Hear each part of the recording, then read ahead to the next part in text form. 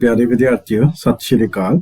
सो अज की इस वीडियो के असी कंप्यूटर साइंस जमात 12वीं दे part number 7 E governance part लैके हाजिर हुए हाँ।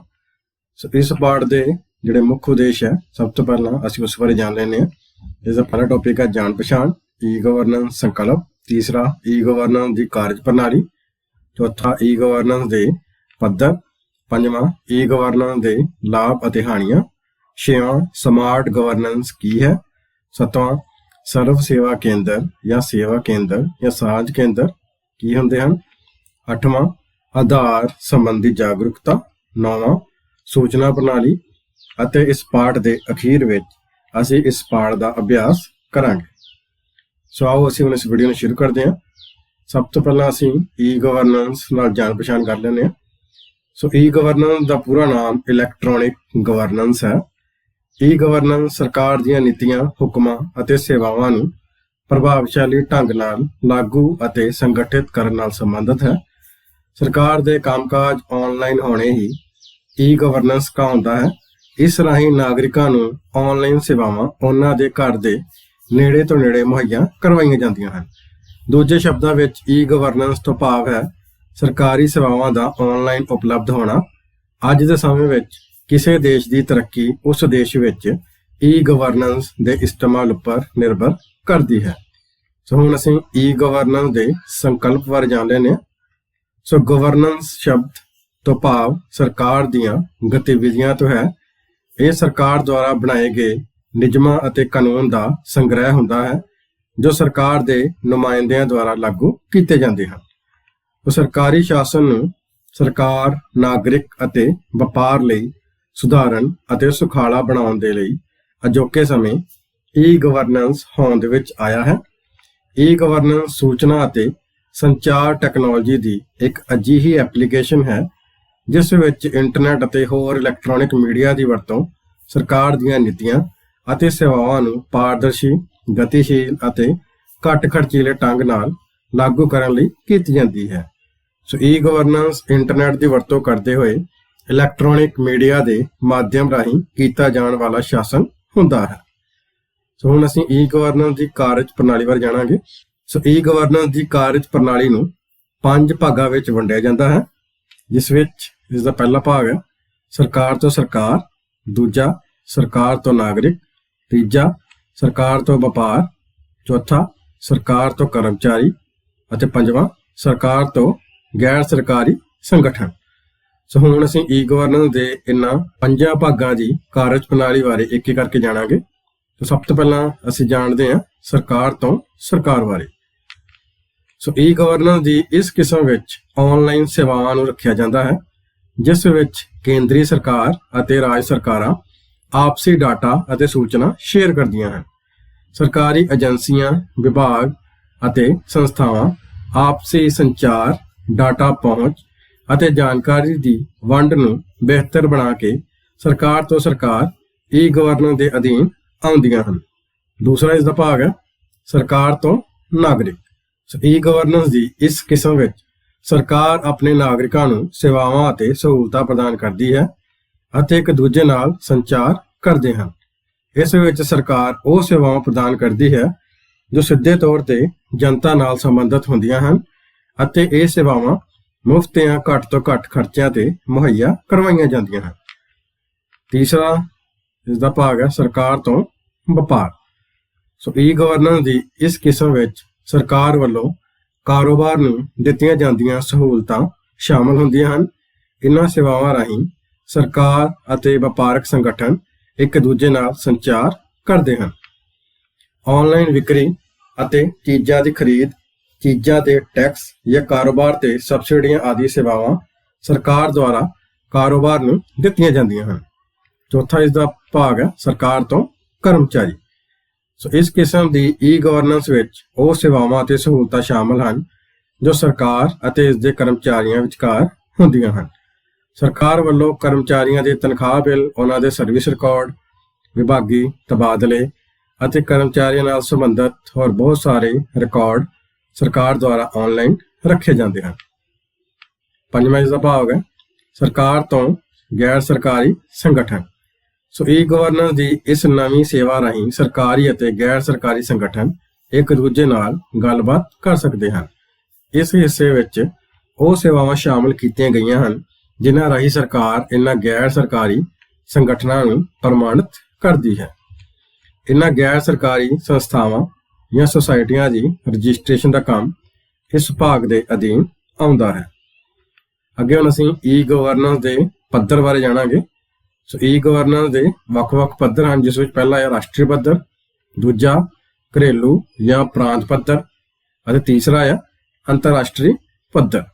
ਸੋ ਇਹਨਾਂ ਬਾਰੇ ਹੁਣ ਅਸੀਂ ਇੱਕ ਇੱਕ ਕਰਕੇ ਜਾਣਾਂਗੇ। ਸਭ ਤੋਂ ਪਹਿਲਾਂ ਸਾਡੇ ਕੋਲ ਹੈ ਰਾਸ਼ਟਰੀ ਪੱਧਰ।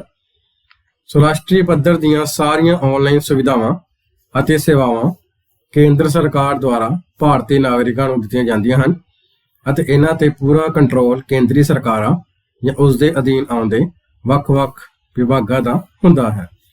ਸੋ ਰਾਸ਼ਟਰੀ ਪੱਧਰ ਦੇ ਈ ਗਵਰਨੈਂਸ ਅਧੀਨ ਆਉਂਦੀਆਂ ਮੁੱਖ ਸੇਵਾਵਾਂ ਹੇਠ ਲਿਖੇ ਅਨੁਸਾਰ ਹਨ, ਜਿਸ ਵਿੱਚ ਪਹਿਲਾ ਹੈ ਆਨਲਾਈਨ ਪਾਸਪੋਰਟ ਸੇਵਾ, ਆਨਲਾਈਨ ਆਧਾਰ ਕਾਰਡ ਸੇਵਾ, ਆਨਲਾਈਨ ਪੈਨ ਕਾਰਡ ਸੇਵਾ, ਆਨਲਾਈਨ ਆਮਦਨ ਟੈਕਸ ਸੇਵਾ, ਆਨਲਾਈਨ ਜੀਵਨ ਬੀਮਾ ਸੇਵਾ, ਆਨਲਾਈਨ ਡਾਕ ਸੇਵਾ, ਆਨਲਾਈਨ ਰੇਲਵੇ ਅਤੇ ਹਵਾਈ ਟਿਕਟ ਦੀ ਬੁਕਿੰਗ ਦੀ ਸੇਵਾ, ਆਨਲਾਈਨ ਵੋਟਰ ਕਾਰਡ ਬਣਾਉਣ ਦੀ ਸੁਵਿਧਾ ਆਦਿ।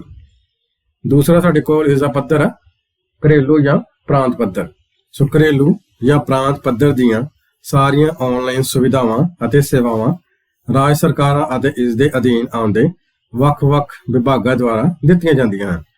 ਸੋ ਘਰੇਲੂ ਜਾਂ ਪ੍ਰਾਂਤ ਪੱਧਰ ਦੇ ਈ ਗਵਰਨੈਂਸ ਅਧੀਨ ਆਉਂਦੀਆਂ ਮੁੱਖ ਸੇਵਾਵਾਂ ਹੇਠ ਲਿਖੇ ਅਨੁਸਾਰ ਹਨ, ਜਿਸ ਵਿੱਚ ਆਨਲਾਈਨ ਜਨਮ ਜਾਂ ਮੌਤ ਦਾ ਸਰਟੀਫਿਕੇਟ ਬਣਾਉਣ ਦੀ ਸੁਵਿਧਾ, ਆਨਲਾਈਨ ਜਾਤੀ ਸਰਟੀਫਿਕੇਟ ਬਣਾਉਣ ਦੀ ਸੁਵਿਧਾ, ਆਨਲਾਈਨ ਆਮਦਨ ਸਰਟੀਫਿਕੇਟ ਬਣਾਉਣ ਦੀ ਸੁਵਿਧਾ, ਆਨਲਾਈਨ ਵੱਖ-ਵੱਖ ਪ੍ਰਕਾਰ ਦੇ ਵਾਹਨਾਂ ਦੀ ਰਜਿਸਟ੍ਰੇਸ਼ਨ ਕਰਵਾਉਣ ਦੀ ਸੁਵਿਧਾ, ਆਨਲਾਈਨ ਸ਼ਿਕਾਇਤ ਦਰਜ ਕਰਵਾਉਣ ਦੀ ਸੁਵਿਧਾ, ਆਨਲਾਈਨ ਵੈਰੀਫਿਕੇਸ਼ਨ ਕਰਵਾਉਣ ਦੀ ਸੁਵਿਧਾ, ਆਨਲਾਈਨ ਬਦਲੀ ਕਰਵਾਉਣ ਦੀ ਸੁਵਿਧਾ, ਭਰਤੀ ਲਈ ਆਨਲਾਈਨ ਅਰਜ਼ੀਆਂ ਜਮ੍ਹਾਂ ਕਰਵਾਉਣ ਦੀ ਸੁਵਿਧਾ, ਵੱਖ-ਵੱਖ ਪ੍ਰਕਾਰ ਦੇ ਬਿੱਲਾਂ ਦੀ ਆਨਲਾਈਨ ਅਦਾਇਗੀ ਕਰਨ ਦੀ ਸੁਵਿਧਾ, ਆਨਲਾਈਨ ਭੂਮੀ ਰਿਕਾਰਡ ਅਤੇ ਡਰਾਈਵਿੰਗ ਲਾਇਸੈਂਸ ਅਪਲਾਈ ਕਰਨ ਦੀ ਸੁਵਿਧਾ। ਇਹ ਸਾਰੀਆਂ ਸੁਵਿਧਾਵਾਂ ਪ੍ਰਾਂਤ ਪੱਧਰ ਤੇ ਮੁਹੱਈਆ ਕਰਵਾਈਆਂ ਜਾਂਦੀਆਂ ਹਨ। ਅੱਗੇ ਇਸ ਦਾ ਤੀਸਰਾ ਪੱਧਰ ਹੈ ਅੰਤਰਰਾਸ਼ਟਰੀ ਪੱਧਰ। ਸੋ ਅੰਤਰਰਾਸ਼ਟਰੀ ਪੱਧਰ ਦੀਆਂ ਕੁਝ ਆਨਲਾਈਨ ਸੇਵਾਵਾਂ ਅਤੇ ਸੁਵਿਧਾਵਾਂ ਰਾਜ ਸਰਕਾਰ ਦੁਆਰਾ ਅਤੇ ਕੁਝ ਆਨਲਾਈਨ ਸੇਵਾਵਾਂ ਅਤੇ ਸੁਵਿਧਾਵਾਂ ਕੇਂਦਰ ਸਰਕਾਰ ਦੁਆਰਾ ਨਾਗਰਿਕਾਂ ਨੂੰ ਦਿੱਤੀਆਂ ਜਾਂਦੀਆਂ ਹਨ। ਸੋ ਅੰਤਰਰਾਸ਼ਟਰੀ ਪੱਧਰ ਦੀਆਂ ਸੇਵਾਵਾਂ ਨੂੰ ਅੰਤਰਰਾਸ਼ਟਰੀ ਸੰਗਠਨਾਂ ਦੀ ਸਹਾਇਤਾ ਨਾਲ ਸਰਕਾਰ ਰਾਹੀਂ ਨਿਯੰਤਰਿਤ ਕੀਤਾ ਜਾਂਦਾ ਹੈ। ਸੋ ਅੰਤਰਰਾਸ਼ਟਰੀ ਪੱਧਰ ਦੇ ਈ ਗਵਰਨੈਂਸ ਅਧੀਨ ਆਉਂਦੀਆਂ ਮੁੱਖ ਸੇਵਾਵਾਂ ਹੇਠ ਲਿਖੇ ਅਨੁਸਾਰ ਹਨ, ਜਿਸ ਵਿੱਚ ਅੰਤਰਰਾਸ਼ਟਰੀ ਹਵਾਈ ਸੇਵਾ ਲਈ ਆਨਲਾਈਨ ਟਿਕਟ ਬੁੱਕ ਕਰਵਾਉਣ ਦੀ ਸੁਵਿਧਾ, ਅੰਤਰਰਾਸ਼ਟਰੀ ਵੀਜ਼ਾ ਅਪਲਾਈ ਕਰਨ ਦੀ ਸੁਵਿਧਾ, ਆਯਾਤ ਅਤੇ ਨਿਰਯਾਤ ਸੇਵਾਵਾਂ ਆਦਿ। ਅੱਗੇ ਹੁਣ ਅਸੀਂ ਈ ਗਵਰਨੈਂਸ ਦੇ ਲਾਭ ਜਾਂ ਫਾਇਦੇ ਬਾਰੇ ਜਾਣਾਂਗੇ, ਜਿਸ ਵਿੱਚ ਇਸ ਦਾ ਪਹਿਲਾ ਲਾਭ ਹੈ ਆਸਾਨ ਪਹੁੰਚ। ਸੋ ਈ ਗਵਰਨੈਂਸ ਆਨਲਾਈਨ ਸੇਵਾਵਾਂ ਨੂੰ ਹਰੇਕ ਨਾਗਰਿਕ ਆਪਣੇ ਘਰ ਜਾਂ ਨੇੜਲੇ ਸੇਵਾ ਜਾਂ ਸੁਵਿਧਾ ਕੇਂਦਰ ਵਿਖੇ ਪ੍ਰਾਪਤ ਕਰ ਸਕਦਾ ਹੈ, ਜਿਸ ਵਿੱਚ ਆਧਾਰ ਕਾਰਡ, ਪੈਨ ਕਾਰਡ ਜਾਂ ਪਾਸਪੋਰਟ ਆਦਿ ਅਪਲਾਈ ਕਰਨ ਨਾਲ ਸੰਬੰਧਿਤ ਹਨ।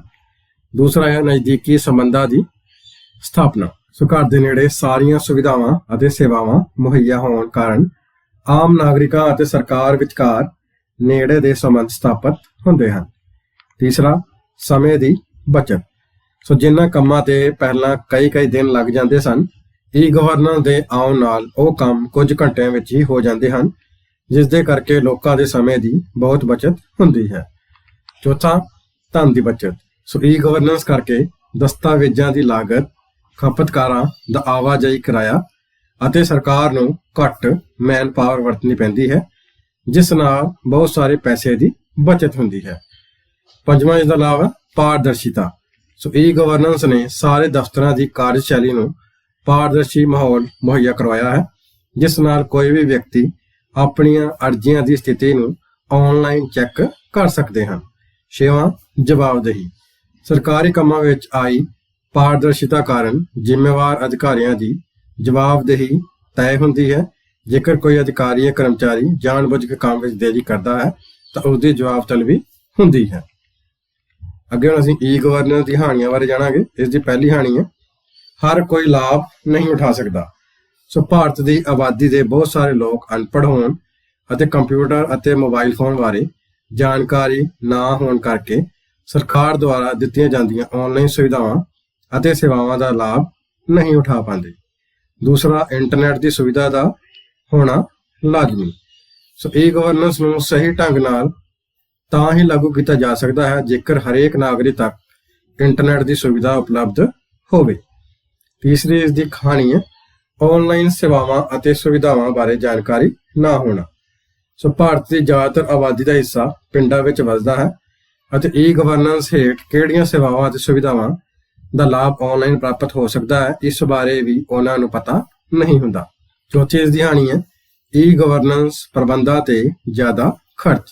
ਸੋ ਲੋਕਾਂ ਨੂੰ ਈ ਸੇਵਾਵਾਂ ਮੁਹੱਈਆ ਕਰਵਾਉਣ ਲਈ ਸਰਕਾਰ ਨੂੰ ਇਸ ਦੇ ਪ੍ਰਬੰਧਨ ਲਈ ਵੱਡੀ ਰਕਮ ਖਰਚਣੀ ਪੈਂਦੀ ਹੈ। ਪੰਜਵਾਂ, ਇੰਟਰਨੈਟ ਸੁਰੱਖਿਅਤ ਨਾ ਹੋਣਾ। ਸੋ ਇੰਟਰਨੈਟ ਦਾ ਸੁਰੱਖਿਅਤ ਨਾ ਹੋਣਾ ਅਤੇ ਇਸ ਵਿੱਚ ਉਪਲਬਧ ਗੁਪਤ ਜਾਣਕਾਰੀ ਨੂੰ ਸੁਰੱਖਿਅਤ ਰੱਖ ਪਾਉਣਾ ਅਤੇ ਇਸ ਨੂੰ ਹੈਕਰਾਂ ਦੁਆਰਾ ਚੋਰੀ ਕਰਕੇ ਗਲਤ ਵਰਤੋਂ ਲਈ ਰੋਕ ਪਾਉਣਾ ਵੀ ਇੱਕ ਵੱਡੀ ਚੁਣੌਤੀ ਹੈ। ਅੱਗੇ ਹੁਣ ਅਸੀਂ ਸਮਾਰਟ ਗਵਰਨੈਂਸ ਕੀ ਹੈ ਇਸ ਦੇ ਬਾਰੇ ਜਾਣਾਂਗੇ। ਸੋ ਸਮਾਰਟ ਗਵਰਨੈਂਸ ਈ-ਗਵਰਨੈਂਸ ਦਾ ਹੀ ਇੱਕ ਰੂਪ ਹੈ ਅਤੇ ਈ-ਗਵਰਨੈਂਸ ਦਾ ਮਾਡਰਨ ਨਾਮ ਹੀ ਸਮਾਰਟ ਗਵਰਨੈਂਸ ਹੈ। ਸੋ ਸਮਾਰਟ ਦਾ ਅਰਥ ਆਕਰਸ਼ਕ ਜਾਂ ਕਿਰਿਆਸ਼ੀਲ ਅਤੇ ਗਵਰਨੈਂਸ ਦਾ ਅਰਥ ਸ਼ਾਸਨ ਹੈ। ਸੋ ਸਮਾਰਟ ਗਵਰਨੈਂਸ ਤੋਂ ਭਾਵ ਕਿਸੇ ਵੀ ਲੋਕਤੰਤਰੀ ਸਰਕਾਰ ਵੱਲੋਂ ਨਾਗਰਿਕਾਂ ਨੂੰ ਪ੍ਰਭਾਵਸ਼ਾਲੀ, ਆਸਾਨੀ ਨਾਲ ਪ੍ਰਾਪਤ ਅਤੇ ਬਰਾਬਰ ਤਰੀਕੇ ਨਾਲ ਦਿੱਤੀਆਂ ਜਾਣ ਵਾਲੀਆਂ ਉਹਨਾਂ ਸੇਵਾਵਾਂ ਤੋਂ ਹੈ ਜੋ ਦੇਸ਼ ਦੀ ਲੋਕ ਭਲਾਈ ਅਤੇ ਆਰਥਿਕ ਵਿਕਾਸ ਵਿੱਚ ਯੋਗਦਾਨ ਪਾਉਂਦੀਆਂ ਹਨ। ਸੋ ਤਕਨੀਕੀ ਆਧਾਰ ਤੇ ਲੋਕਤੰਤਰੀ ਪ੍ਰਣਾਲੀ ਵਿੱਚ ਚੰਗੀ ਯੋਜਨਾਬੰਦੀ ਅਤੇ ਚੰਗੇ ਫੈਸਲੇ ਲੈਣ ਲਈ ਨਵੀਂ ਟੈਕਨੋਲੋਜੀ ਦੀ ਵਰਤੋਂ ਕਰਨਾ ਹੀ ਸਮਾਰਟ ਗਵਰਨੈਂਸ ਹੈ ਅਤੇ ਇਹ ਲੋਕਤੰਤਰੀ ਪ੍ਰਣਾਲੀ ਨੂੰ ਮਜ਼ਬੂਤੀ ਪ੍ਰਦਾਨ ਕਰਦਾ ਹੈ। ਸੋ ਈ-ਗਵਰਨੈਂਸ ਨਾਲ ਸੰਬੰਧਿਤ ਕੁਝ ਪਹਿਲੂ ਜੋ ਕਿ ਸਮਾਰਟ ਗਵਰਨੈਂਸ ਨੂੰ ਦਰਸਾਉਂਦੇ ਹਨ, ਜਿਸ ਵਿੱਚ ਪਹਿਲਾ ਹੈ ਸਿੰਗਲ ਵਿੰਡੋ ਸੇਵਾਵਾਂ ਅਤੇ ਸੁਵਿਧਾਵਾਂ। ਸਰਕਾਰੀ ਦਫ਼ਤਰਾਂ ਜਿਵੇਂ ਕਿ ਸੁਵਿਧਾ ਜਾਂ ਸੇਵਾ ਕੇਂਦਰਾਂ ਵਿੱਚ ਈ-ਗਵਰਨੈਂਸ ਤਹਿਤ ਬਹੁਤ ਤਰ੍ਹਾਂ ਦੀਆਂ ਸੇਵਾਵਾਂ ਇੱਕੋ ਖਿੜਕੀ ਤੇ ਹੀ ਪ੍ਰਦਾਨ ਕੀਤੀਆਂ ਜਾਂਦੀਆਂ ਹਨ। ਉਦਾਹਰਨ ਲਈ ਆਧਾਰ ਕਾਰਡ, ਪੈਨ ਕਾਰਡ, ਜਨਮ ਮੌਤ ਸਰਟੀਫਿਕੇਟ, ਜਾਤੀ ਸਰਟੀਫਿਕੇਟ, ਆਮਦਨ ਸਰਟੀਫਿਕੇਟ ਆਦਿ। ਇਹ ਸਾਰੀਆਂ ਸੁਵਿਧਾਵਾਂ ਇੱਕ ਸਿੰਗਲ ਵਿੰਡੋ ਜਾਂ ਕਾਊਂਟਰ ਉੱਪਰ ਹੀ ਉਪਲਬਧ ਹੁੰਦੀਆਂ ਹਨ। ਦੂਸਰਾ, ਸਮਾਰਟ ਐਪਸ ਦੀ ਸੁਵਿਧਾ। ਸਰਕਾਰ ਆਪਣੇ ਨਾਗਰਿਕਾਂ ਤੱਕ ਕਈ ਤਰ੍ਹਾਂ ਦੀਆਂ ਆਨਲਾਈਨ ਸੇਵਾਵਾਂ ਅਤੇ ਸੁਵਿਧਾਵਾਂ ਪ੍ਰਦਾਨ ਕਰਨ ਲਈ ਮੋਬਾਈਲ ਐਪਲੀਕੇਸ਼ਨ ਦੀ ਸੇਵਾ ਪ੍ਰਦਾਨ ਕਰ ਰਹੀਆਂ ਹਨ, ਜਿਨ੍ਹਾਂ ਦੀ ਵਰਤੋਂ ਰਾਹੀਂ ਲੋਕ ਆਪਣੇ ਘਰ ਬੈਠੇ ਹੀ ਇਹਨਾਂ ਸੇਵਾਵਾਂ ਦਾ ਲਾਭ ਪ੍ਰਾਪਤ ਕਰ ਸਕਦੇ ਹਨ। ਤੀਜਾ, ਸਮਾਰਟ ਕਾਰਡਾਂ ਦੀ ਸੁਵਿਧਾ। ਸੋ ਕਈ ਤਰ੍ਹਾਂ ਦੇ ਸਮਾਰਟ ਕਾਰਡ ਜਿਵੇਂ ਕਿ driving licence, PAN card, Aadhaar card, vehicle registration card, ATM card, credit card ਆਦਿ ਸਾਰੇ ਹੀ ਸਮਾਰਟ ਗਵਰਨੈਂਸ ਦੀ ਵਰਤੋਂ ਕਰਦੇ ਹੋਏ ਜਾਰੀ ਕੀਤੇ ਜਾਂਦੇ ਹਨ। ਚੌਥਾ, ਸਮਾਰਟ ਸ਼ਹਿਰਾਂ ਅਤੇ ਇਮਾਰਤਾਂ ਦਾ ਵਿਕਾਸ। ਸੋ ਕੇਂਦਰੀ ਅਤੇ ਰਾਜ ਸਰਕਾਰਾਂ ਬਹੁਤ ਸਾਰੇ ਸ਼ਹਿਰਾਂ ਨੂੰ ਸਮਾਰਟ ਸ਼ਹਿਰਾਂ ਵਜੋਂ ਵਿਕਸਿਤ ਕਰਨ ਲਈ ਨਵੀਨਤਮ ਟੈਕਨੋਲੋਜੀ ਨਾਲ ਲੈਸ ਹਾਈ ਸਪੀਡ ਇੰਟਰਨੈਟ ਸੇਵਾਵਾਂ ਪ੍ਰਦਾਨ ਕਰ ਰਹੀਆਂ ਹਨ। ਪੰਜਵਾਂ, ਟੋਲ ਫ੍ਰੀ ਨੰਬਰ। ਸੋ ਸਰਕਾਰਾਂ ਨੇ ਲੋਕਾਂ ਨੂੰ ਆਪਣੀਆਂ ਸ਼ਿਕਾਇਤਾਂ ਜਾਂ ਸੁਝਾਅ ਦਰਜ ਕਰਵਾਉਣ ਜਾਂ ਵੱਖ-ਵੱਖ ਸੇਵਾਵਾਂ ਲੈਣ ਲਈ ਬਹੁਤ ਸਾਰੇ ਟੋਲ ਫ੍ਰੀ ਨੰਬਰ ਜਾਰੀ ਕੀਤੇ ਹਨ। ਲੋਕ ਇਹਨਾਂ ਨੰਬਰਾਂ ਨੂੰ ਕਿਤੇ ਵੀ ਅਤੇ ਕਿਸੇ ਵੀ ਸਮੇਂ ਵਰਤ ਸਕਦੇ ਹਨ। ਉਦਾਹਰਨ ਲਈ ਪੁਲਿਸ ਹੈਲਪਲਾਈਨ ਲਈ 112, ਮਹਿਲਾ ਹੈਲਪਲਾਈਨ ਲਈ 1091, ਚਾਈਲਡ ਹੈਲਪਲਾਈਨ ਲਈ 1098 ਅਤੇ ਐਂਬੂਲੈਂਸ ਲਈ 108 ਆਦਿ ਨੰਬਰ ਜਾਰੀ ਕੀਤੇ ਗਏ ਹਨ। ਸੋ ਅਗਲਾ ਹੁਣ ਸਾਡੇ ਕੋਲ ਟੌਪਿਕ ਹੈ ਸਰਵ ਸੇਵਾ ਕੇਂਦਰ। ਸੇਵਾ ਕੇਂਦਰ ਜਾਂ ਸਾਂਝ ਕੇਂਦਰ ਕੀ ਹੁੰਦੇ ਹਨ? ਸੋ ਸਰਕਾਰ ਨੇ ਈ ਗਵਰਨੈਂਸ ਰਾਹੀਂ ਈ ਸੇਵਾਵਾਂ ਅਤੇ ਸਹੂਲਤਾਂ ਪ੍ਰਦਾਨ ਕਰਨ ਲਈ ਵੱਖ-ਵੱਖ ਪੱਧਰਾਂ ਜਿਵੇਂ ਕਿ ਜ਼ਿਲ੍ਹਾ, ਤਹਿਸੀਲ, ਬਲਾਕ, ਪਿੰਡਾਂ ਉੱਤੇ ਬਹੁਤ ਸਾਰੇ ਸਹਾਇਤਾ ਕੇਂਦਰ ਖੋਲ੍ਹੇ ਹਨ ਅਤੇ ਇਹਨਾਂ ਸਹਾਇਤਾ ਕੇਂਦਰਾਂ ਨੂੰ ਸਰਵ ਸੇਵਾ ਕੇਂਦਰ ਜਾਂ ਸੇਵਾ ਕੇਂਦਰ ਕਿਹਾ ਜਾਂਦਾ ਹੈ, ਜੋ ਨਾਗਰਿਕਾਂ ਨੂੰ ਈ ਸੇਵਾਵਾਂ ਮੁਹੱਈਆ ਕਰਵਾਉਂਦੇ ਹਨ। ਸੋ ਪ੍ਰਸ਼ਾਸਨਿਕ ਈ ਸੇਵਾਵਾਂ ਪ੍ਰਦਾਨ ਕਰਨ ਲਈ ਥਾਣਿਆਂ ਦੇ ਅੰਦਰ ਸਾਂਝ ਕੇਂਦਰ ਬਣਾਏ ਗਏ ਹਨ, ਜਿੱਥੇ ਲੋਕ ਆਪਣੀਆਂ ਸ਼ਿਕਾਇਤਾਂ ਆਨਲਾਈਨ ਰਜਿਸਟਰ ਕਰਕੇ ਰਸੀਦ ਪ੍ਰਾਪਤ ਕਰ ਸਕਦੇ ਹਨ।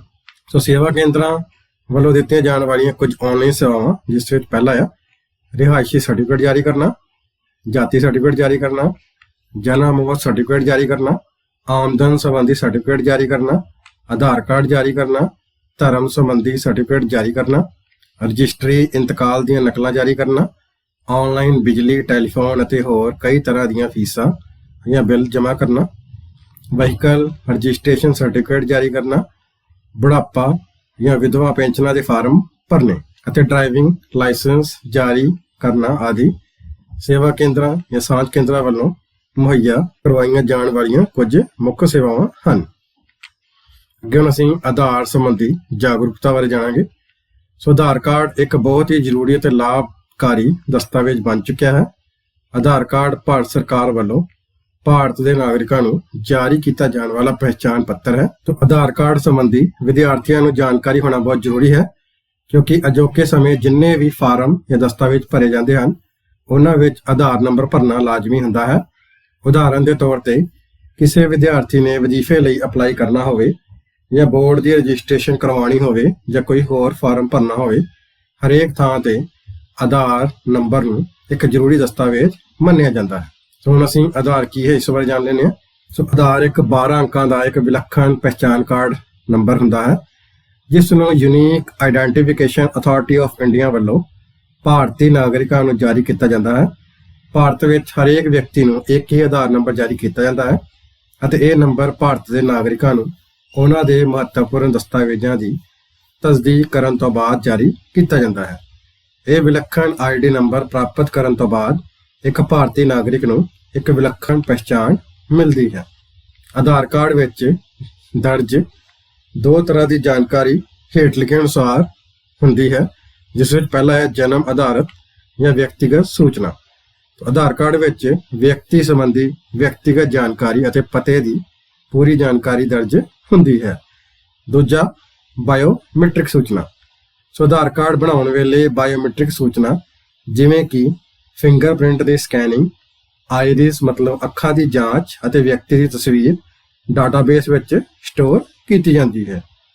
ਅੱਗੇ ਹੁਣ ਅਸੀਂ ਆਧਾਰ ਕਾਰਡ ਦੀਆਂ ਵਿਸ਼ੇਸ਼ਤਾਵਾਂ ਬਾਰੇ ਜਾਣਾਂਗੇ। ਸਭ ਤੋਂ ਪਹਿਲਾਂ ਇਸ ਦੀ ਮੁੱਖ ਵਿਸ਼ੇਸ਼ਤਾ ਹੈ ਵਿਲੱਖਣ ਪਹਿਚਾਣ। ਸੋ ਆਧਾਰ ਕਾਰਡ ਹਰੇਕ ਵਿਅਕਤੀ ਨੂੰ ਵਿਲੱਖਣ ਪਹਿਚਾਣ ਪ੍ਰਦਾਨ ਕਰਦਾ ਹੈ। ਆਧਾਰ ਕਾਰਡ ਵਿਅਕਤੀ ਦੇ ਜ਼ਰੂਰੀ ਦਸਤਾਵੇਜ਼ਾਂ ਦੀ ਤਸਦੀਕ ਹੋਣ ਤੋਂ ਬਾਅਦ ਜਾਰੀ ਕੀਤਾ ਜਾਂਦਾ ਹੈ। ਇੱਕ ਨਾਗਰਿਕ ਨੂੰ ਕੇਵਲ ਇੱਕ ਹੀ ਆਧਾਰ ਨੰਬਰ ਜਾਰੀ ਕੀਤਾ ਜਾਂਦਾ ਹੈ।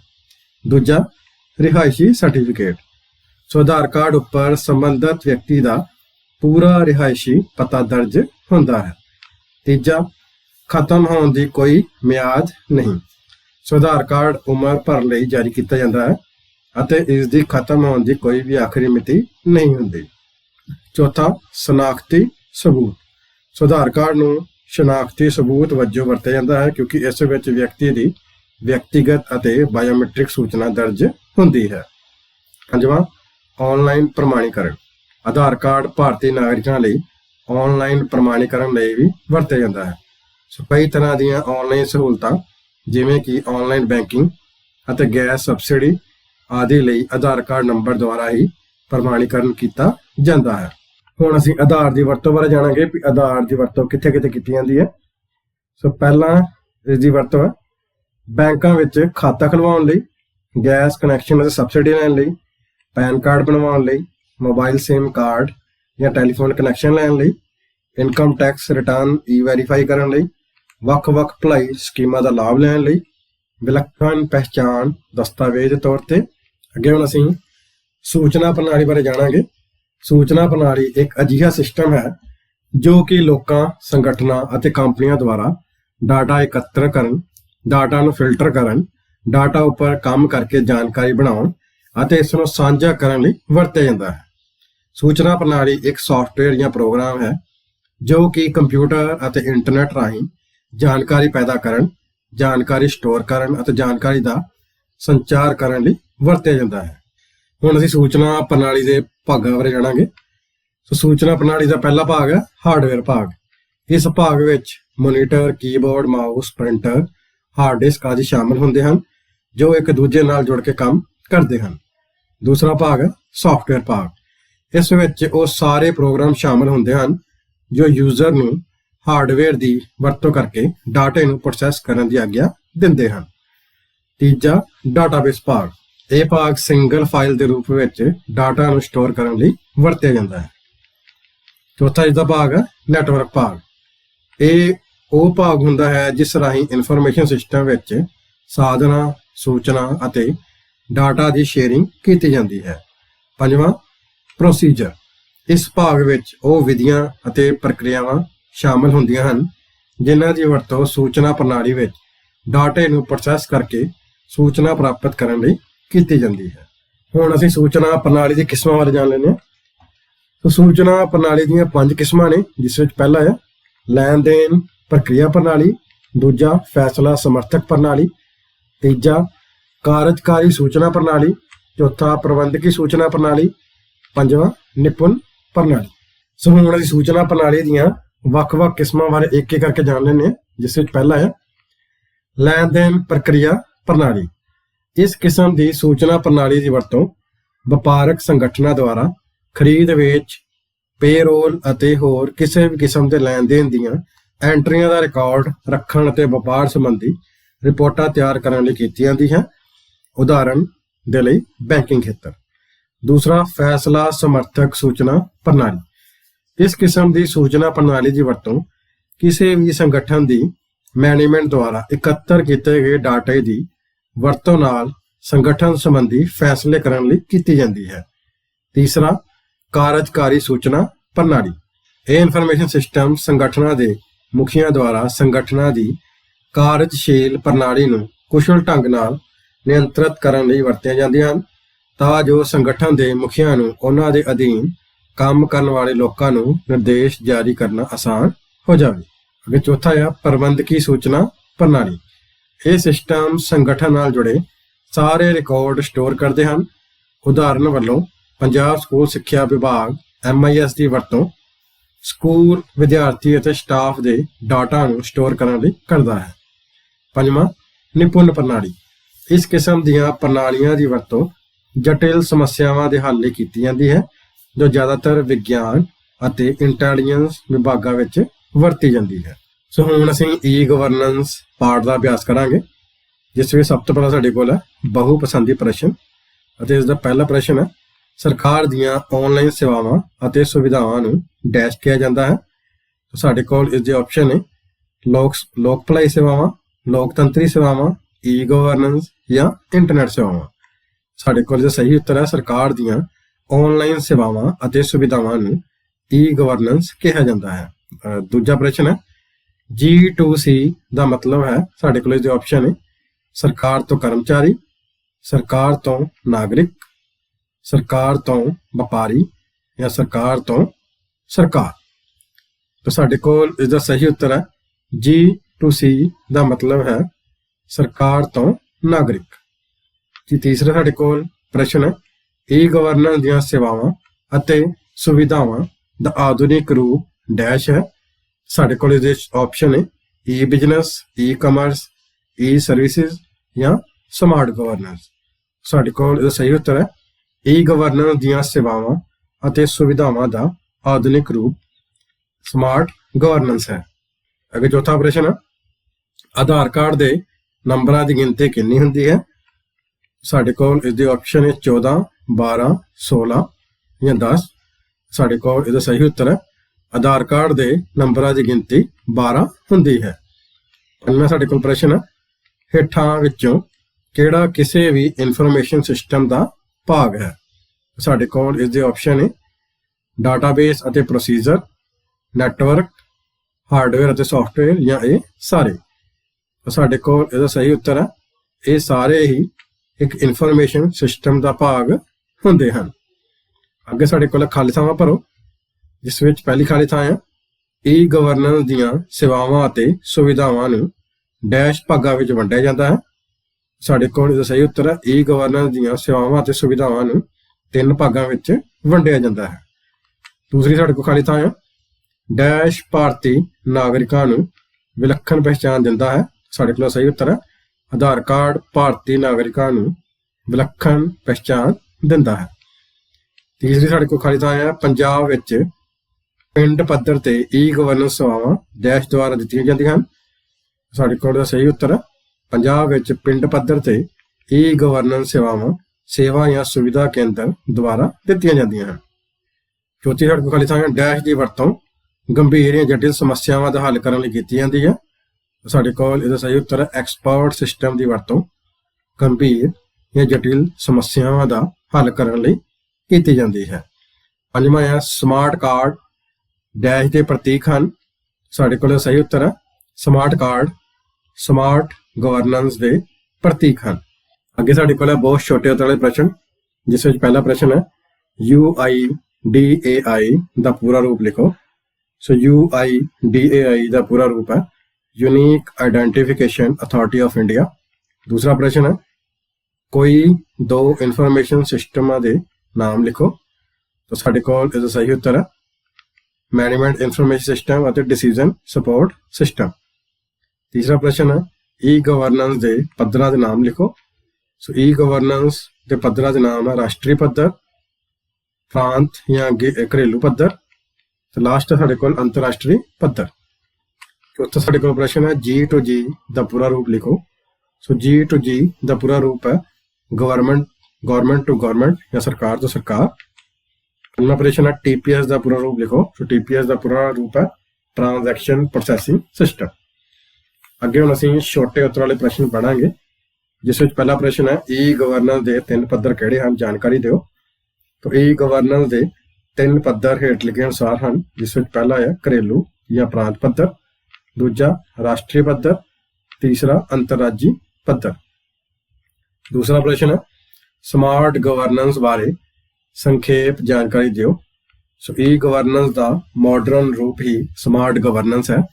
ਇਸ ਵਿੱਚ ਸਮਾਰਟ ਦਾ ਮਤਲਬ ਹੁੰਦਾ ਹੈ ਆਕਰਸ਼ਕ ਜਾਂ ਕਿਰਿਆਸ਼ੀਲ, ਅਤੇ ਗਵਰਨੈਂਸ ਦਾ ਮਤਲਬ ਹੁੰਦਾ ਹੈ ਸ਼ਾਸਨ। ਸਮਾਰਟ ਗਵਰਨੈਂਸ ਕਿਸੇ ਵੀ ਲੋਕਤੰਤਰੀ ਸਰਕਾਰ ਵੱਲੋਂ ਨਾਗਰਿਕਾਂ ਨੂੰ ਪ੍ਰਭਾਵਸ਼ਾਲੀ, ਆਸਾਨੀ ਨਾਲ ਪ੍ਰਾਪਤ ਅਤੇ ਬਰਾਬਰ ਤਰੀਕੇ ਨਾਲ ਦਿੱਤੀਆਂ ਜਾਣ ਵਾਲੀਆਂ ਸੇਵਾਵਾਂ ਹਨ, ਜੋ ਦੇਸ਼ ਦੀ ਲੋਕ ਭਲਾਈ ਅਤੇ ਆਰਥਿਕ ਵਿਕਾਸ ਵਿੱਚ ਯੋਗਦਾਨ ਕਰਦੀਆਂ ਹਨ। ਤਕਨੀਕੀ ਆਧਾਰ ਤੇ ਲੋਕਤੰਤਰੀ ਪ੍ਰਣਾਲੀ ਵਿੱਚ ਚੰਗੀ ਯੋਜਨਾਬੰਦੀ ਅਤੇ ਚੰਗੇ ਫੈਸਲੇ ਲੈਣ ਲਈ ਨਵੀਂ ਟੈਕਨੋਲੋਜੀ ਦੀ ਵਰਤੋਂ ਕਰਨਾ ਹੀ ਸਮਾਰਟ ਗਵਰਨੈਂਸ ਅਖਵਾਉਂਦਾ ਹੈ। ਤੀਸਰਾ ਪ੍ਰਸ਼ਨ ਹੈ ਆਧਾਰ ਕਾਰਡ ਦੇ ਕੋਈ 4 ਉਪਯੋਗ ਲਿਖੋ। ਸੋ ਆਧਾਰ ਕਾਰਡ ਦੇ ਉਪਯੋਗ ਹੇਠ ਲਿਖੇ ਅਨੁਸਾਰ ਹਨ, ਜਿਸ ਵਿੱਚ ਪਹਿਲਾ ਹੈ ਪੈਨ ਕਾਰਡ ਬਣਵਾਉਣ ਲਈ, ਬੈਂਕ ਵਿੱਚ ਖਾਤਾ ਖੁਲਵਾਉਣ ਲਈ, ਤੀਸਰਾ ਗੈਸ ਕਨੈਕਸ਼ਨ ਅਤੇ ਸਬਸਿਡੀ ਲੈਣ ਲਈ, ਚੌਥਾ ਮੋਬਾਈਲ ਸਿਮ ਕਾਰਡ ਜਾਂ ਟੈਲੀਫੋਨ ਕਨੈਕਸ਼ਨ ਲੈਣ ਲਈ। ਚੌਥਾ ਪ੍ਰਸ਼ਨ ਹੈ ਇਨਫੋਰਮੇਸ਼ਨ ਸਿਸਟਮ ਦੇ ਭਾਗਾਂ ਬਾਰੇ ਲਿਖੋ। ਸੋ ਇਨਫੋਰਮੇਸ਼ਨ ਸਿਸਟਮ ਦੇ ਭਾਗ ਹੇਠ ਲਿਖੇ ਅਨੁਸਾਰ ਹਨ, ਜਿਸ ਵਿੱਚ ਪਹਿਲਾ ਹੈ ਹਾਰਡਵੇਅਰ ਭਾਗ। ਇਸ ਭਾਗ ਵਿੱਚ ਕੰਪਿਊਟਰ ਦੇ ਭੌਤਿਕ ਭਾਗ ਜਿਵੇਂ ਮੋਨੀਟਰ, ਕੀਬੋਰਡ, ਮਾਊਸ ਆਦਿ ਸ਼ਾਮਲ ਹੁੰਦੇ ਹਨ, ਜੋ ਕਿ ਇੱਕ ਦੂਜੇ ਨਾਲ ਰਲ ਕੇ ਕੰਮ ਕਰਦੇ ਹਨ। ਦੂਜਾ ਸਾਫਟਵੇਅਰ ਭਾਗ, ਇਸ ਭਾਗ ਵਿੱਚ ਉਹ ਸਾਰੇ ਪ੍ਰੋਗਰਾਮ ਸ਼ਾਮਲ ਹੁੰਦੇ ਹਨ ਜਿਨ੍ਹਾਂ ਦੀ ਵਰਤੋਂ ਕਰਕੇ ਡਾਟੇ ਨੂੰ ਹਾਰਡਵੇਅਰ ਦੀ ਮਦਦ ਨਾਲ ਪ੍ਰੋਸੈਸ ਕੀਤਾ ਜਾ ਸਕਦਾ ਹੈ। ਤੀਸਰਾ ਡਾਟਾਬੇਸ ਭਾਗ, ਇਸ ਭਾਗ ਨੂੰ ਡਾਟੇ ਨੂੰ ਫਾਈਲ ਰੂਪ ਵਿੱਚ ਸਟੋਰ ਕਰਨ ਲਈ ਵਰਤਿਆ ਜਾਂਦਾ ਹੈ। ਚੌਥਾ ਨੈਟਵਰਕ ਭਾਗ, ਇਸ ਭਾਗ ਵਿੱਚ ਸੂਚਨਾ ਪ੍ਰਣਾਲੀ ਵਿੱਚ ਸਾਧਨਾਂ, ਸੂਚਨਾ ਅਤੇ ਡਾਟਾ ਦੀ ਸਾਂਝ ਕੀਤੀ ਜਾਂਦੀ ਹੈ। ਪੰਜਵਾਂ ਪ੍ਰੋਸੀਜਰ, ਇਸ ਭਾਗ ਵਿੱਚ ਉਹ ਵਿਧੀਆਂ ਅਤੇ ਪ੍ਰਕਿਰਿਆਵਾਂ ਸ਼ਾਮਲ ਹੁੰਦੀਆਂ ਹਨ ਜਿਨ੍ਹਾਂ ਦੀ ਵਰਤੋਂ ਸੂਚਨਾ ਪ੍ਰਣਾਲੀ ਵਿੱਚ ਡਾਟੇ ਨੂੰ ਪ੍ਰੋਸੈਸ ਕਰਕੇ ਸੂਚਨਾ ਪ੍ਰਾਪਤ ਕੀਤੀ ਜਾਂਦੀ ਹੈ। ਅੱਗੇ ਪੰਜਵਾਂ ਪ੍ਰਸ਼ਨ ਹੈ ਸੇਵਾ ਜਾਂ ਸੁਵਿਧਾ ਕੇਂਦਰ ਕੀ ਹੁੰਦੇ ਹਨ, ਵਿਆਖਿਆ ਕਰੋ। ਸੋ ਸਰਕਾਰ ਨੇ ਈ ਗਵਰਨੈਂਸ ਰਾਹੀਂ ਈ ਸੇਵਾਵਾਂ ਅਤੇ ਸਹੂਲਤਾਂ ਪ੍ਰਦਾਨ ਕਰਨ ਲਈ ਜ਼ਿਲ੍ਹਾ, ਬਲਾਕ, ਸ਼ਹਿਰ ਅਤੇ ਪਿੰਡ ਪੱਧਰ ਤੇ ਵੱਖ-ਵੱਖ ਸਹਾਇਤਾ ਕੇਂਦਰ ਖੋਲ੍ਹੇ ਹੋਏ ਹਨ। ਇਹਨਾਂ ਸਹਾਇਤਾ ਕੇਂਦਰਾਂ ਨੂੰ ਵੀ ਸਰਵ ਸੇਵਾ ਕੇਂਦਰ ਜਾਂ ਸੇਵਾ ਕੇਂਦਰ ਕਿਹਾ ਜਾਂਦਾ ਹੈ। ਸੇਵਾ ਕੇਂਦਰ ਰਾਹੀਂ ਅਸੀਂ ਰਿਹਾਇਸ਼ੀ ਸਰਟੀਫਿਕੇਟ, ਜਾਤੀ ਸਰਟੀਫਿਕੇਟ, ਜਨਮ ਸਰਟੀਫਿਕੇਟ, ਆਮਦਨ ਸੰਬੰਧੀ ਸਰਟੀਫਿਕੇਟ, ਆਧਾਰ ਕਾਰਡ, ਧਰਮ ਸੰਬੰਧੀ ਸਰਟੀਫਿਕੇਟ, ਰਜਿਸਟਰੀ, ਇੰਤਕਾਲ ਦੀ ਨਕਲਾਂ, ਆਨਲਾਈਨ ਬਿਜਲੀ, telephone bill, vehicle registration certificate ਆਦਿ ਬਣਵਾਏ ਜਾ ਸਕਦੇ ਹਨ। ਸੋ ਅੱਗੇ ਹੁਣ ਅਸੀਂ ਇਸ ਪਾਠ ਦੇ ਵੱਡੇ ਉੱਤਰ ਵਾਲੇ ਪ੍ਰਸ਼ਨ ਪੜਾਂਗੇ, ਜਿਸ ਵਿੱਚ ਪਹਿਲਾ ਪ੍ਰਸ਼ਨ ਹੈ ਈ ਗਵਰਨੈਂਸ ਤੋਂ ਕੀ ਭਾਵ ਹੈ, ਇਸ ਦੀ ਕਾਰਜ ਪ੍ਰਣਾਲੀ ਦੀ ਵਿਆਖਿਆ ਕਰੋ। ਸੋ ਈ ਗਵਰਨੈਂਸ ਦਾ ਪੂਰਾ ਨਾਮ ਇਲੈਕਟ੍ਰੋਨਿਕ ਗਵਰਨੈਂਸ ਹੈ। ਈ ਗਵਰਨੈਂਸ ਸਰਕਾਰ ਦੀਆਂ ਨੀਤੀਆਂ, ਹੁਕਮਾਂ ਅਤੇ ਸੇਵਾਵਾਂ ਨੂੰ ਪ੍ਰਭਾਵਸ਼ਾਲੀ ਢੰਗ ਨਾਲ ਲਾਗੂ ਅਤੇ ਸੰਗਠਿਤ ਕਰਨ ਨਾਲ ਸੰਬੰਧਿਤ ਹੈ। ਸਰਕਾਰ ਦੇ ਕੰਮਕਾਜ ਆਨਲਾਈਨ ਹੋਣੇ ਹੀ ਈ ਗਵਰਨੈਂਸ ਕਹਾਉਂਦਾ ਹੈ। ਇਸ ਰਾਹੀਂ ਨਾਗਰਿਕਾਂ ਨੂੰ ਆਨਲਾਈਨ ਸੇਵਾਵਾਂ ਉਹਨਾਂ ਦੇ ਘਰ ਦੇ ਨੇੜੇ ਤੋਂ ਨੇੜੇ ਮੁਹੱਈਆ ਕਰਵਾਈਆਂ ਜਾਂਦੀਆਂ ਹਨ। ਦੂਜੇ ਸ਼ਬਦਾਂ ਵਿੱਚ ਈ ਗਵਰਨੈਂਸ ਤੋਂ ਭਾਵ ਹੈ ਸਰਕਾਰੀ ਸੇਵਾਵਾਂ ਦਾ ਆਨਲਾਈਨ ਉਪਲਬਧ ਹੋਣਾ। ਅੱਜ ਦੇ ਸਮੇਂ ਵਿੱਚ ਕਿਸੇ ਦੇਸ਼ ਦੀ ਤਰੱਕੀ ਉਸ ਦੇਸ਼ ਵਿੱਚ ਈ ਗਵਰਨੈਂਸ ਦੇ ਇਸਤੇਮਾਲ ਉੱਪਰ ਨਿਰਭਰ ਕਰਦੀ ਹੈ। ਸੋ ਈ ਗਵਰਨੈਂਸ ਦੀ ਕਾਰਜ ਪ੍ਰਣਾਲੀ ਨੂੰ 5 ਭਾਗਾਂ ਵਿੱਚ ਵੰਡਿਆ ਜਾਂਦਾ ਹੈ, ਜਿਸ ਵਿੱਚ ਪਹਿਲਾ ਹੈ ਸਰਕਾਰ ਤੋਂ ਸਰਕਾਰ। ਸੋ ਈ ਗਵਰਨੈਂਸ ਦੀ ਇਸ ਕਿਸਮ ਵਿੱਚ ਆਨਲਾਈਨ ਸੇਵਾਵਾਂ ਨੂੰ ਰੱਖਿਆ ਜਾਂਦਾ ਹੈ, ਜਿਸ ਵਿੱਚ ਕੇਂਦਰੀ ਸਰਕਾਰ ਅਤੇ ਰਾਜ ਸਰਕਾਰਾਂ ਆਪਸੀ ਡਾਟਾ ਅਤੇ ਸੂਚਨਾ ਸ਼ੇਅਰ ਕਰਦੀਆਂ ਹਨ। ਸਰਕਾਰੀ ਏਜੰਸੀਆਂ, ਵਿਭਾਗ ਅਤੇ ਸੰਸਥਾਵਾਂ ਆਪਸੀ ਸੰਚਾਰ, ਡਾਟਾ ਪਹੁੰਚ ਅਤੇ ਜਾਣਕਾਰੀ ਦੀ ਵੰਡ ਨੂੰ ਬਿਹਤਰ ਬਣਾ ਕੇ ਸਰਕਾਰ ਤੋਂ ਸਰਕਾਰ ਈ ਗਵਰਨੈਂਸ ਦੇ ਅਧੀਨ ਆਉਂਦੀਆਂ ਹਨ। ਦੂਜਾ ਹੈ ਸਰਕਾਰ ਤੋਂ ਨਾਗਰਿਕ। ਸੋ ਈ ਗਵਰਨੈਂਸ ਦੀ ਇਸ ਕਿਸਮ ਵਿੱਚ ਸਰਕਾਰ ਆਪਣੇ ਨਾਗਰਿਕਾਂ ਨੂੰ ਸੇਵਾਵਾਂ ਅਤੇ ਸਹੂਲਤਾਂ ਪ੍ਰਦਾਨ ਕਰਦੀ ਹੈ ਅਤੇ ਇੱਕ ਦੂਜੇ ਨਾਲ ਸੰਚਾਰ ਕਰਦੇ ਹਨ। ਇਸ ਵਿੱਚ ਸਰਕਾਰ ਉਹ ਸੇਵਾਵਾਂ ਪ੍ਰਦਾਨ ਕਰਦੀ ਹੈ ਜੋ ਸਿੱਧੇ ਤੌਰ ਤੇ ਜਨਤਾ ਨਾਲ ਸੰਬੰਧਿਤ ਹੁੰਦੀਆਂ ਹਨ ਅਤੇ ਇਹ ਸੇਵਾਵਾਂ ਮੁਫਤ ਜਾਂ ਘੱਟ ਤੋਂ ਘੱਟ ਖਰਚਿਆਂ ਤੇ ਮੁਹੱਈਆ ਕਰਵਾਈਆਂ ਜਾਂਦੀਆਂ ਹਨ। ਤੀਸਰਾ ਹੈ ਸਰਕਾਰ ਤੋਂ ਵਪਾਰ। ਸੋ ਈ ਗਵਰਨੈਂਸ ਦੀ ਇਸ ਕਿਸਮ ਵਿੱਚ ਸਰਕਾਰ ਵੱਲੋਂ ਕਾਰੋਬਾਰ ਨੂੰ ਦਿੱਤੀਆਂ ਜਾਂਦੀਆਂ ਸਹੂਲਤਾਂ ਸ਼ਾਮਲ ਹੁੰਦੀਆਂ ਹਨ। ਇਹਨਾਂ ਸੇਵਾਵਾਂ ਰਾਹੀਂ ਸਰਕਾਰ ਅਤੇ ਵਪਾਰਕ ਸੰਗਠਨ ਇੱਕ ਦੂਜੇ ਨਾਲ ਸੰਚਾਰ ਕਰਦੇ ਹਨ। ਆਨਲਾਈਨ ਵਿਕਰੀ ਅਤੇ ਚੀਜ਼ਾਂ ਦੀ ਖਰੀਦ, ਚੀਜ਼ਾਂ ਦੇ ਟੈਕਸ ਜਾਂ ਕਾਰੋਬਾਰ ਤੇ ਸਬਸਿਡੀਆਂ ਆਦਿ ਸੇਵਾਵਾਂ ਸਰਕਾਰ ਦੁਆਰਾ ਕਾਰੋਬਾਰ ਨੂੰ ਦਿੱਤੀਆਂ ਜਾਂਦੀਆਂ ਹਨ। ਚੌਥਾ ਹੈ ਸਰਕਾਰ ਤੋਂ ਕਰਮਚਾਰੀ।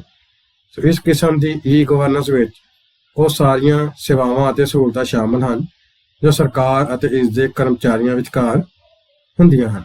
ਸਰਕਾਰ ਵੱਲੋਂ ਕਰਮਚਾਰੀਆਂ ਦੇ ਤਨਖਾਹ ਬਿੱਲ, ਉਹਨਾਂ ਦੇ ਸਰਵਿਸ ਰਿਕਾਰਡ, ਵਿਭਾਗੀ ਤਬਾਦਲੇ ਅਤੇ ਕਰਮਚਾਰੀਆਂ ਨਾਲ ਸੰਬੰਧਿਤ ਹੋਰ ਬਹੁਤ ਸਾਰੇ ਰਿਕਾਰਡ ਸਰਕਾਰਾਂ ਦੁਆਰਾ ਆਨਲਾਈਨ ਰੱਖੇ ਜਾਂਦੇ ਹਨ। ਪੰਜਵਾਂ, ਸਰਕਾਰ ਤੋਂ ਗੈਰ ਸਰਕਾਰੀ ਸੰਗਠਨ। ਈ ਗਵਰਨੈਂਸ ਦੀ ਇਸ ਨਵੀਂ ਸੇਵਾ ਰਾਹੀਂ ਸਰਕਾਰ ਅਤੇ ਗੈਰ ਸਰਕਾਰੀ ਸੰਗਠਨ ਇੱਕ ਦੂਜੇ ਨਾਲ ਗੱਲਬਾਤ ਕਰ ਸਕਦੇ ਹਨ। ਇਸ ਹਿੱਸੇ ਵਿੱਚ ਉਹ ਸੇਵਾਵਾਂ ਸ਼ਾਮਲ ਕੀਤੀਆਂ ਗਈਆਂ ਹਨ ਜਿਨ੍ਹਾਂ ਰਾਹੀਂ ਸਰਕਾਰ ਇਹਨਾਂ ਗੈਰ ਸਰਕਾਰੀ ਸੰਗਠਨਾਂ ਨੂੰ ਪ੍ਰਮਾਣਿਤ ਕਰਦੀ ਹੈ। ਇਹਨਾਂ ਗੈਰ ਸਰਕਾਰੀ ਸੰਸਥਾਵਾਂ ਜਾਂ ਸੁਸਾਇਟੀਆਂ ਦੀ ਰਜਿਸਟ੍ਰੇਸ਼ਨ ਦਾ ਕੰਮ ਇਸ ਵਿਭਾਗ ਦੇ ਅਧੀਨ ਆਉਂਦਾ ਹੈ। ਦੂਜਾ ਪ੍ਰਸ਼ਨ ਹੈ ਈ ਗਵਰਨੈਂਸ ਦੇ ਲਾਭ ਅਤੇ ਹਾਨੀਆਂ ਕੀ ਹਨ। ਸਭ ਤੋਂ ਪਹਿਲਾਂ ਅਸੀਂ ਈ ਗਵਰਨੈਂਸ ਦੇ ਲਾਭ ਬਾਰੇ ਜਾਣਾਂਗੇ, ਜਿਸ ਦਾ ਪਹਿਲਾ ਲਾਭ ਹੈ ਆਸਾਨ ਪਹੁੰਚ।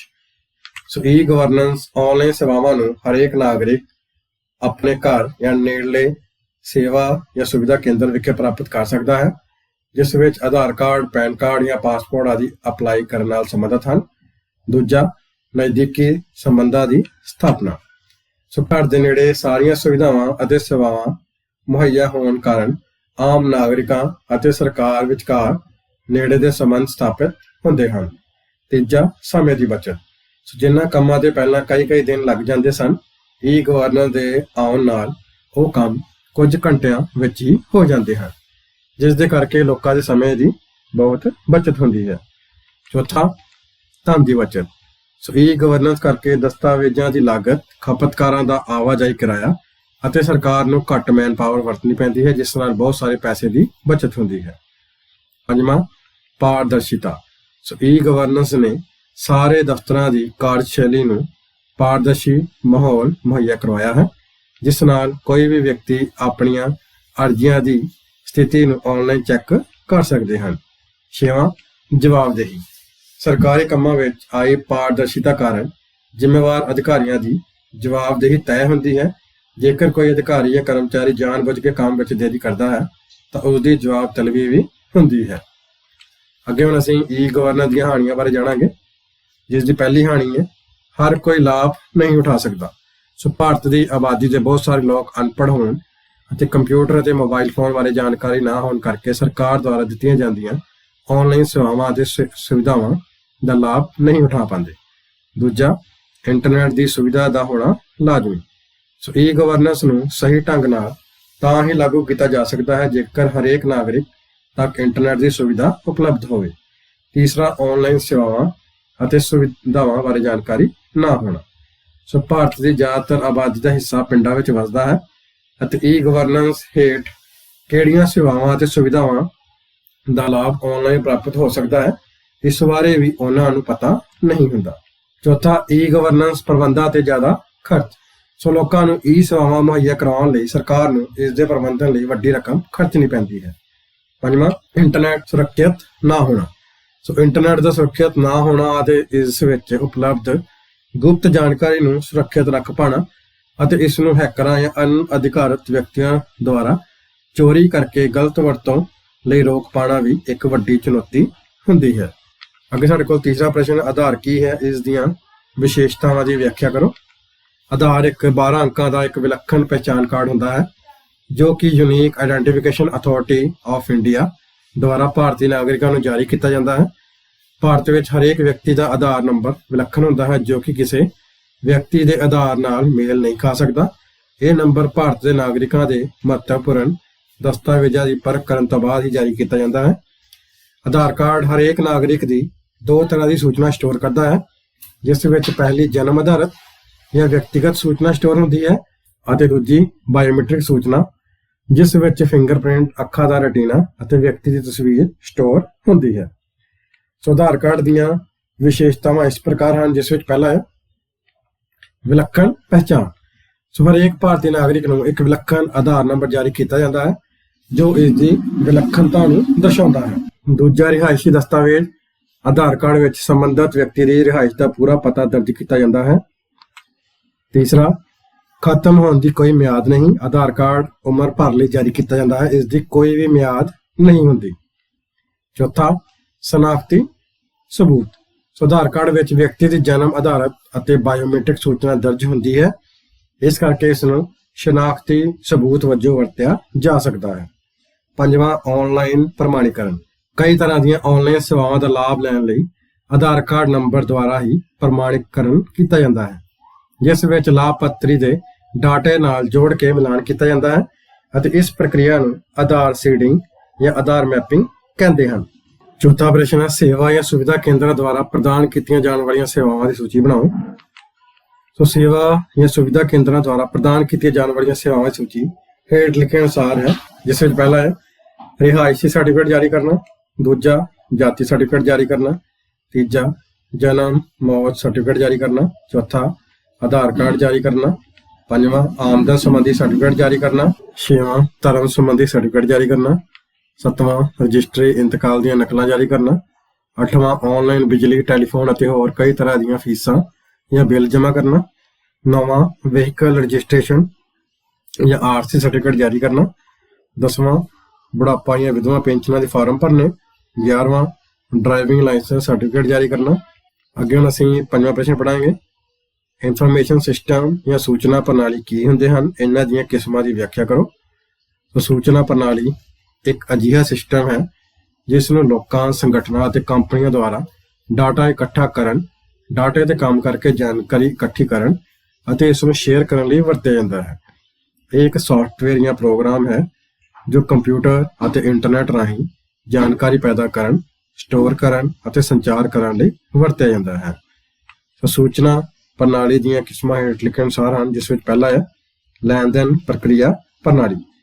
ਇਸ ਕਿਸਮ ਦੀ ਸੂਚਨਾ ਪ੍ਰਣਾਲੀ ਦੀ ਵਰਤੋਂ ਵਪਾਰਕ ਸੰਗਠਨਾਂ ਦੁਆਰਾ ਖਰੀਦ ਵੇਚ, ਪੇਰੋਲ ਅਤੇ ਹੋਰ ਕਿਸੇ ਵੀ ਕਿਸਮ ਦੇ ਲੈਣ ਦੇਣ ਦੀਆਂ ਐਂਟਰੀਆਂ ਦਾ ਰਿਕਾਰਡ ਰੱਖਣ ਅਤੇ ਵਪਾਰ ਸੰਬੰਧੀ ਰਿਪੋਰਟਾਂ ਤਿਆਰ ਕਰਨ ਲਈ ਵਰਤੋਂ ਕੀਤੀ ਜਾਂਦੀ ਹੈ ਅਤੇ ਇਸ ਦੀ ਉਦਾਹਰਨ ਹੈ ਬੈਂਕਿੰਗ ਖੇਤਰ।